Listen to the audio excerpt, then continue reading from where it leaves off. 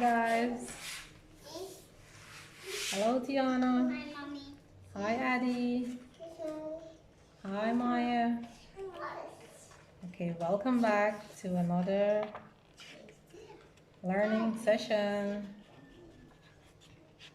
Today we will be storytelling. How many of you would like to hear a story? Let me see your hand.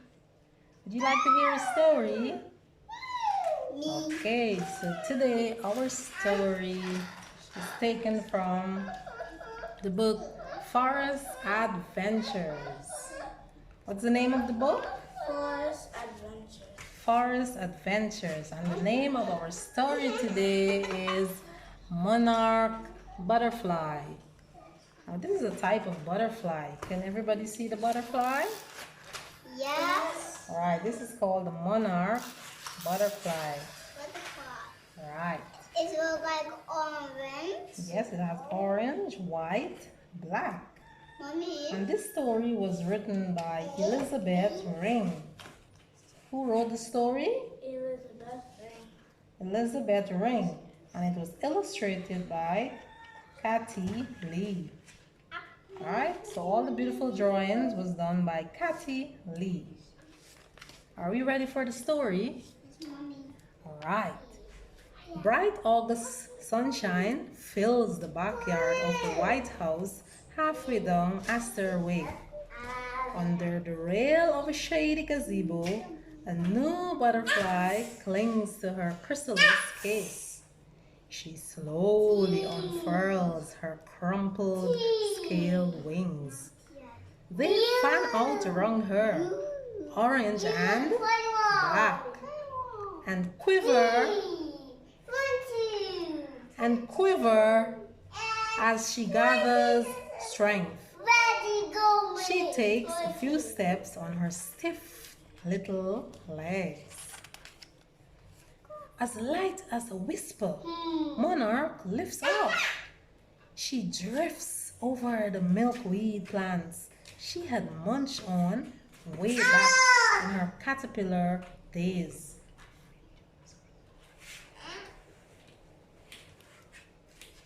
She flutters to coneflowers and zinnias and sips sweet, juicy nectar from each. Monarch floats past the White House, over the white fence, and down Astor Way. She is beginning a long, danger-filled journey. She will fly south and west to spend her winter in Mexico, hundreds of miles away. See Monarch? There she is practicing for her danger-filled journey. She has to fly a very far way. Mommy, why butterfly is big? Well, some of them are big while some are pretty small. Okay? I like that. Thank you. Wow. Let's continue with the story. Now, what's the name of the butterfly? Monarch. Monarch. Monarch is the name of the butterfly, right? Monarch. The sunlight begins to fade. Monarch lands on a willow tree and hooks her tiny claws into the bark. Without the warmth of the sun, her body becomes too stiff for flight. She huddles close to the 4 other butterflies. They all fold their wings to wait out the night. See other monarch butterflies? See them in the willow tree? Right.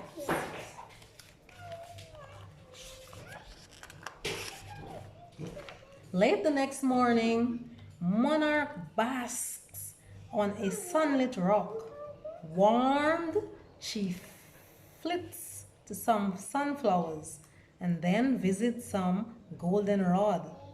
She tastes the flowers with her sensitive feet before she uncoils her proboscis and sips the nectar, as if drinking through a small straw. She gets water from puddles in the same way. So Monarch uses her proboscis, right? That's what we call her mouth. It's long like a straw. And she drinks up nectar and water through that straw, her proboscis. Monarch flutters and soars, growing stronger each day. She flies fast and far. Sometimes, wings outspread, she spirals up, up, up on currents of air. Then, like a glider, she sails south on high speeding winds. At times, other monarch butterflies join her. Together, they skim over hills and lakes, towns and cities, forests and fields. At night, and on gray, rainy days, monarch roosts. You have to listen to the story because mommy's gonna ask questions. What does it mean to roost? A rooster is a kind of When it rains, monarch roosts. What does that mean? a roost. It means she takes a rest. She takes a rest to gather her strength for the next day. Next day. Okay, let's continue. So one drizzly day, Monarch clings to a fence post, her folded wings hiding her colors. She's protecting herself. She doesn't want to be seen. From high in a tree, a hungry blue jay spots her and dives toward her dark shape.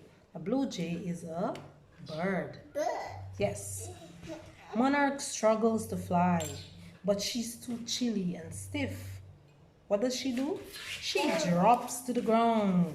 When the jay sees her spread wings, it swerves and swoops off, as if warned by Monarch's bold orange and black. This butterfly is not good to eat. On a breezy day in October, Monarch feeds beside a wide Texas highway with hundreds of other monarch butterflies. Cars and trucks whiz and whip by. Suddenly, a gust from a van sweeps her into the road. Monarch flaps hard in the swirling air.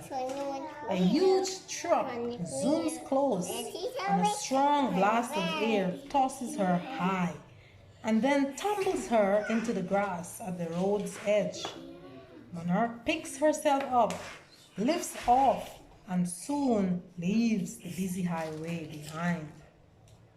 So the busy highway is no place for a butterfly. Bad things can happen. Monarch flies on, day after day. Finally, in mid-November, she reaches mountains in south-central Mexico. She finds her way to a forest of oyamel trees. There she joins millions of other monarchs, all crowded so closely that the trees look as if they might be spouting butterflies. Monarch finds herself a spot on a tree trunk and clings tight to the bark. She rests all winter long, using slight energy. This looks beautiful. See all the butterflies on the tree? That's in Mexico.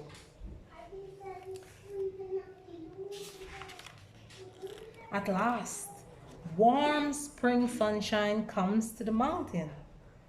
Then clouds of butterflies lift like smoke puffs from the oyamel trees. Monarch seeks nectar in early wildflowers. As her strength is renewed, she flutters and swoops with the others.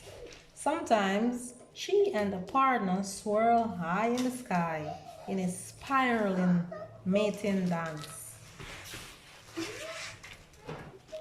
Soon, the butterflies sense that it is time to head north. Monarch's body is heavy with eggs. She stops often to rest and to feed. Whenever she finds a milkweed plant, she lays her eggs on its leaves, one tiny egg at a time.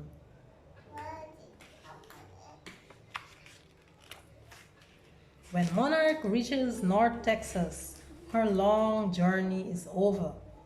She is 8 months old, very old for a butterfly, and it is time for her life to end. But it's also time for a new life to begin. Monarch's eggs will hatch, a few at a time, about a week from the day they were laid. The little caterpillars will eat milkweed for a month, maybe longer.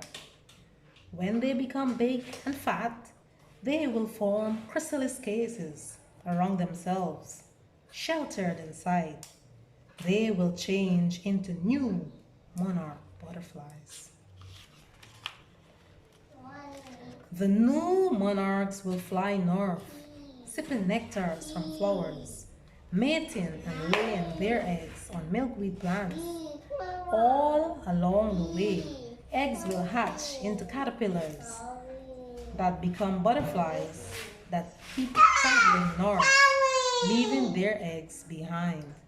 More new butterflies will fly on until, by late August, one of Monarch's great grandchildren might begin life in the sunny backyard on Astor Way, just as Monarch did.